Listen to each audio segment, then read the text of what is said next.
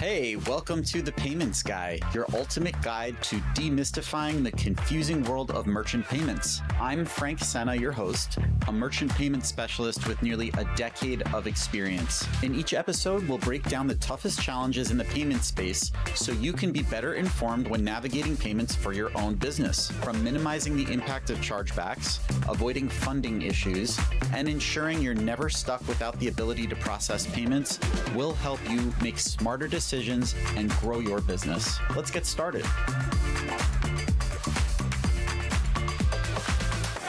Hi.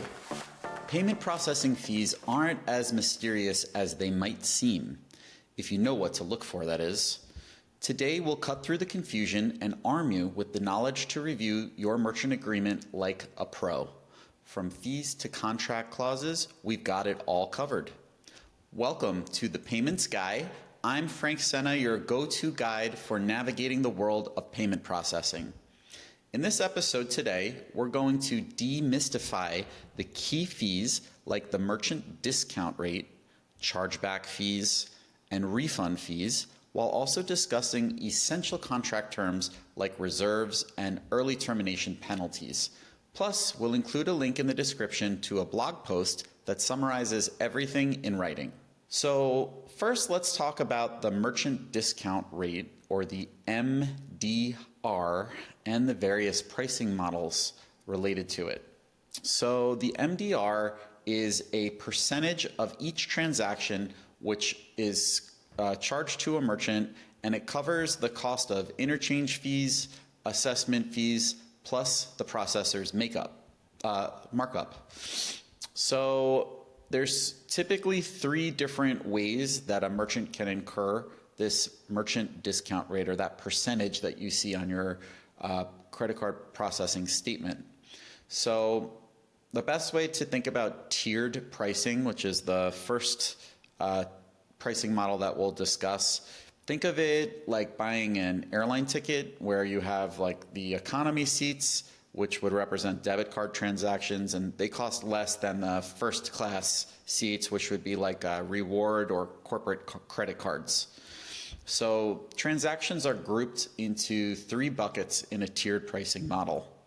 We have qualified transactions, mid-qualified transactions, or non-qualified transactions. So those are the three buckets. And they're based on the risk associated with the transaction as well as the credit card type that the cardholder is using. So for e-commerce merchants, most transactions are going to fall into the mid or the non-qualified buckets, because those transactions are going to be in a card not present environment. They're either keyed in by the merchant or they're entered in through the website by the cardholder. And depending on if it's a corporate card or a rewards card, it's going to fall into those two more expensive buckets. I think that these processors actually intentionally make this convoluted and confusing because they don't really want merchants to understand what they're paying. So that's where I come in. I can help you figure that out. And also, I should mention, at PayDiverse, we always do free pricing analysis for you, so you can share your merchant processing statements with us. We'll take a look and help you decipher what exactly you're paying for your merchant account, and then we can help find you something that's cheaper. So the second bucket that we should talk about is flat rate pricing. This is pretty straightforward, and this is how a lot of the PayFacs, or the payment facilitators like Stripe, Square, and PayPal operate. You're just paying as the merchant a flat fee, like let's say 3%, and then a per transaction fee, like 30 cents per transaction. And you don't have to worry about all those other fee categories that are often showing up on a merchant's credit card processing statement. So this could be a really good option for merchants that are doing low volume, but the problem is you're paying this fee no matter what the cost of interchange is. So if the cost of interchange, which is a cost that's set by the card brand networks like Visa and MasterCard, if it's low, you're still paying that 3%. Whereas in a qualified pricing model or a tiered pricing model, it's going to vary based on the card that's used, and you will have opportunity to save money. So flat rate is simple, but it can end up being more expensive for merchants. And then we have the third pricing model, which is called Interchange Plus, which you may have heard of or seen. It's kind of confusing. It's like, what does that even mean? So this is actually a really transparent pricing model because it says that regardless of the cost of interchange, which can vary based on many different factors, you're always going to pay that set amount over the cost of interchange. So for example, if your interchange plus pricing is interchange plus 2% and 10 cents per transaction, that 2% represents the processor's markup over their costs of interchange. So you know that you're always going to be charged 2% over whatever that cost is, and this pricing model adjusts based on the cost of interchange. So you're not always going to pay the same amount. It's going to vary, and as the costs are lower, you're going to pay less. So those are the three pricing models for the discount rate, which again is that percentage that a merchant pays based on the volume that they're processing. So next, let's talk about the authorization fee, the transaction fee, and the AVS fees, which you might have heard of. So authorization and transaction fees are both charged per transaction attempt. But the difference is per transaction fees are only charged if the transaction is successful, and authorization fees are charged for every transaction attempt, whether or not it's successful or not. So there's lots of reasons why a transaction might not be successful. It could be declined by the issuing bank because the merchant doesn't have enough funds on their debit card account, or because for some reason the bank thinks that it's like a fraudulent merchant. It could be that the cardholder marked the card as lost. There's lots of reasons why the transaction might not be successful. That per transaction fee is only going to apply to the successful transactions. So typically if we have a merchant that has a large volume of transactions, we will price them with a low per transaction fee and a low per authorization fee so that they're not paying a high fee for every attempted transaction. Okay, so now we have AVS fees. These are, AVS stands for Address Verification Service, and it's pretty standard for e-commerce because it is a fraud prevention tool. So how this works is it will actually verify that the address details that the cardholder enters when they're filling in their billing information to process a transaction, it will compare the address that the cardholder enters at the time of the transaction to the address that's on file with the cardholder's bank. So if you see this fee charge, it's basically saying like, oh, we're not going to let any transactions come through where there's a discrepancy between the address that the cardholder enters at the time of the transaction and the address that the issuing bank has on file. Some e-commerce merchants can choose to disable this fee, but the risk of that is that you get more fraud, which could result in more chargebacks, and then ultimately your merchant account gets terminated because you got a lot of chargebacks through fraud. So we always recommend that merchants keep this AVS fee enabled. On the other hand, you may have heard of a voice authorization fee. This is only incurred when a merchant has to manually authorize a transaction by calling the issuing bank. This is super rare and usually doesn't happen for e-commerce merchants. So if you see that voice authorization fee on your merchant account statement or on your agreement, you don't usually have to worry about it. I wouldn't think too much about it because you're likely not going to incur it if you're selling products online. Okay, so next let's talk about batch fees, because you're going to see this on your statement as well. But the good news is a batch fee is typically incurred like once a day, and it's usually like 20 cents or 30 cents, so it's really a nominal fee. But This is charged when a merchant batches out from their terminal, which means they take all the transactions for that day and they send them over to the bank to get processed. So it's a batch of transactions. And again, most merchants typically do this once a day. So it's just a couple cents each day. It's nominal. So next, let's talk about the refund fee, return transaction fees, and reversal fees, which are becoming a lot more common, these reversal fees. So a refund fee is a fee that is incurred by the merchant for processing refunds on a successful transaction. So this is like the customer cancels their order, they need a partial or a full refund. The bank is going to charge this fee. It's typically a couple cents or $1. Return transaction fee, this is not the same as a refund. It's really if the transaction for some reason is not successful. It occurs when a payment fails due to insufficient funds or account closures, or maybe there was duplicate transactions. So if a customer enters incomplete payment details, this fee could apply, but it's not super common. And then we have the reversal fee. So as merchants have been getting better at avoiding chargebacks, we're seeing banks charging this reversal fee a lot more often. So if you're using a chargeback mitigation service like RDR, or Rapid Dispute Resolution, that's going to prevent a lot of chargebacks from hitting your account. So these merchant banks who are used to revenue from chargebacks, if merchants are getting less chargebacks, the merchant banks are now charging this reversal fee as a way to monetize the loss of these chargebacks. So if a dispute is resolved in your favor, you get charged this reversal fee because the chargeback is reversed.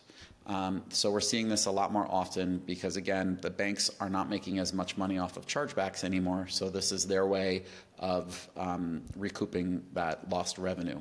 Next, let's talk about monthly fees and PCI compliance monthly service fees. So a monthly service fee is a flat fee that is incurred by the merchant, and it's typically just for the cost of keeping the account live, for providing reporting services, and it's typically $50. If you're paying more than $50 for a monthly service fee, then you might be getting ripped off. But it is a way that the banks kind of cover their costs if you're not using the account. There's also this other fee called a monthly minimum fee, which is charged if your processing volume doesn't meet a minimum threshold. So basically, this monthly minimum is a way for the merchant bank to ensure that they're earning something off of your account, whether you're using it or not. So it might say, monthly minimum of $100. And what this means is if you, the merchant, do not process enough volume to result in $100 worth of fees, the merchant bank is going to charge you the difference from how much fees you did incur that month and from this monthly minimum fee. So for example, if the monthly minimum is $100, but you didn't really use the account that month and you only incurred $50 in fees, they're going to charge you an extra $50. And again, this is a tool used by the banks to cover the cost of underwriting your account, getting you approved, and keeping your account live. There are costs associated with having that account, and this is a way for that merchant bank to kind of cover those costs without having to eat them themselves. So let's talk about PCI fees.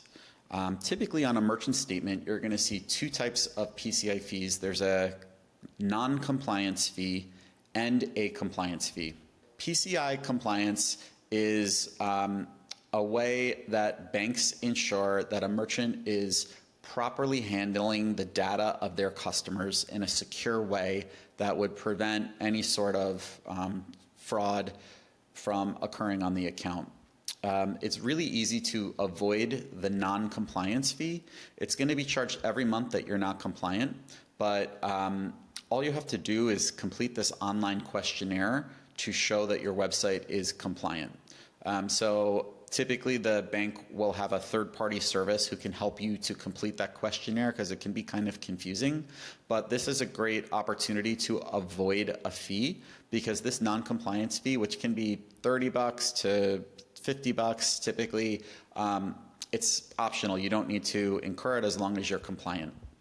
And then, of course, some banks will charge a PCI compliance fee per month. This is maybe 20 or $30, and it is the cost of making sure that your website is compliant.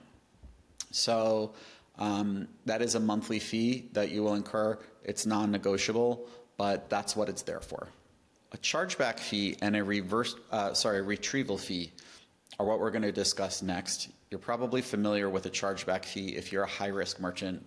Chargeback fee is incurred by a merchant when the card holder disputes a transaction.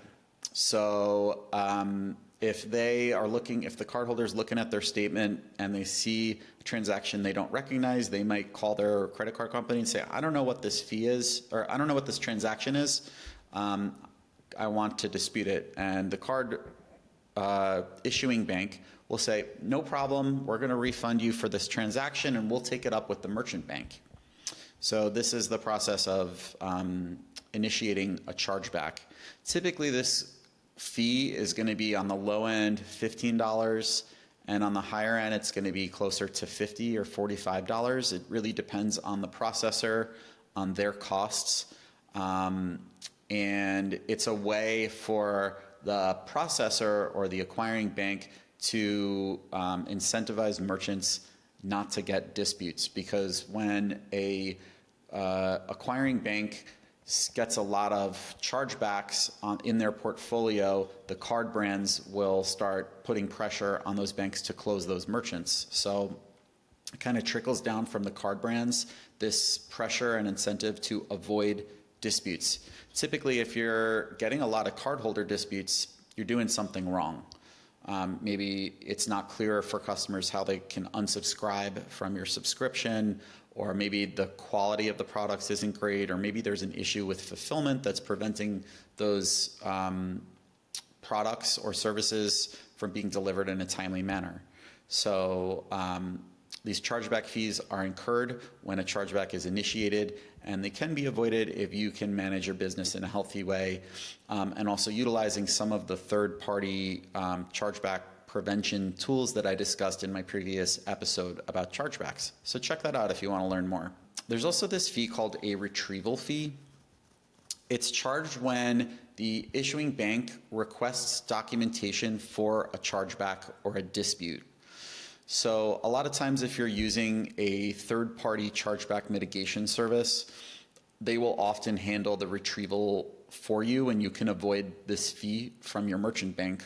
So when you do utilize a third-party chargeback mitigation vendor, you should confirm with them whether the retrieval fees are going to be passed on to you, or if they're going to handle that for you and basically prevent you from incurring a retrieval fee. One other thing that I always encourage merchants to review when they get a merchant agreement is looking at the early termination fee, which is basically a penalty if you cancel the merchant account before the length of the agreement is up. So you want to look at the fine print on your agreement to understand how long is the length of this agreement. Typically, some processors will only have like a month-to-month agreement. Some will have a 1-year agreement. Some will have a 3-year agreement, which is the most common, and I've even seen 5-year agreements. Now, with relation to the early termination fee, I will say a lot of banks do not always enforce it. So they'll put this language in the agreement saying like you could be charged this early termination fee, which can range from like a couple $100 to $1,000, but it's really going to depend on a lot of factors. For example, if you have to close the account for some reason, maybe you had trouble integrating the account, or you're getting some weird like technical issues that you can't seem to resolve, then the processor will usually allow you to cancel the agreement without any sort of penalty. Sometimes they will penalize merchants if the merchant wants to cancel the account, if they've been really difficult, or if they owe the bank money. The bank's going to kind of stick it to that merchant and basically try to get as much money from them as they can. I've been able to successfully negotiate reduced termination fees for merchants who have to leave for various reasons, or for getting that fee completely waived depending on the situation. It really is going to vary, though, whether or not that fee is incurred. It's going to vary based on situation to situation. So it's just something to be aware of, and this is always in the fine print. So when you do get that agreement, I recommend that you review what is the policy for terminating the agreement early, so that you're not caught by surprise and you know what you're getting into when you sign up for that account. Reserve requirements are also listed on a merchant account statement, and you should review your agreement when you're signing it for the details of how a reserve is handled. So we're going to talk about this in another episode, but a reserve is basically a subset of the merchant's funds that belong to the merchant, but that the acquiring bank has the right to hold onto to help them safeguard against the risk of loss from chargebacks. So typically this will be like a 10% reserve, where the merchant bank will withhold 10% of the total volume of transactions and keep it in a special reserve account. And the terms of this reserve are actually determined during the underwriting process, but the details of how the reserve is handled are going to be listed in that merchant agreement. So the terms in the agreement are going to say something along the lines of how long that merchant bank can hold on to those funds for after the account is terminated. The information that's going to be determined during underwriting is what are the terms of the reserve, such as, is it a rolling reserve or is it a static reserve? What is the cap on the reserve? Meaning, how much is that bank going to collect before they reach a cap or a limit and they don't need to collect additional funds? So I am able to help my merchants kind of navigate this a lot. I'm usually able to help them get this reserve reduced after the bank gets to know them for a few months. Or we can have the terms just made a little bit more favorable, but it really depends on, is the merchant being a good partner to the bank? Are they avoiding chargeback issues and avoiding chargebacks? That's the real reason why these banks hold on to these reserves. So usually if a merchant can demonstrate 3 to 6 months of processing without having any issues, then the risk team will be comfortable with reducing the reserve amount or reducing the terms. So for example, if it's a 10% reserve, we could reduce it to 5%. So this is something that, while it's not exactly a fee, it is something that you should be aware of and be mindful of, and do your due diligence as a merchant to make sure you know what you're getting yourself into when you're signing that agreement. Another recommendation that I have for all merchants is to utilize AI tools to help you understand the terms of your agreement. This is a trick that I recently learned while playing around with ChatGPT, but you can actually upload any sort of legal document to AI and say, tell me what I need to know about this agreement in layman's terms. And it will break down kind of all the important pieces, and then you can ask it questions.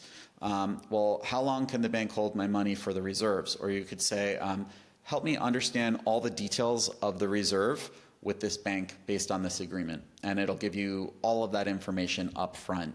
It's really helpful. It's a lot better if you're like me and you're not a legal person, you can't read legalese, then using these AI tools is a great way to help you ensure you understand what you're getting yourself into when you sign this agreement with the bank. Because like I said, it could be a 5-year agreement and you want to know exactly what you're getting yourself into so there are no unhappy surprises for you. So make sure that you understand the fees and the contract terms on your merchant agreement, and that's going to help you save money or manage your money effectively and plan ahead. And then watch out for terms like the early termination fees, the reserve policies, and that length of the contract, just to avoid any surprises. If you're still feeling overwhelmed with any of your fees or your merchant account agreement, PayDiverse, my company, is here to help. Visit us at paydiverse.com or email support@paydiverse.com for a free rate review, or if you just have questions about your statement and you want to understand it, we're happy to help you. And don't forget to check the blog post, which we'll link in the description for all the details as well. Thanks so much for joining us today, and looking forward to our next episode together.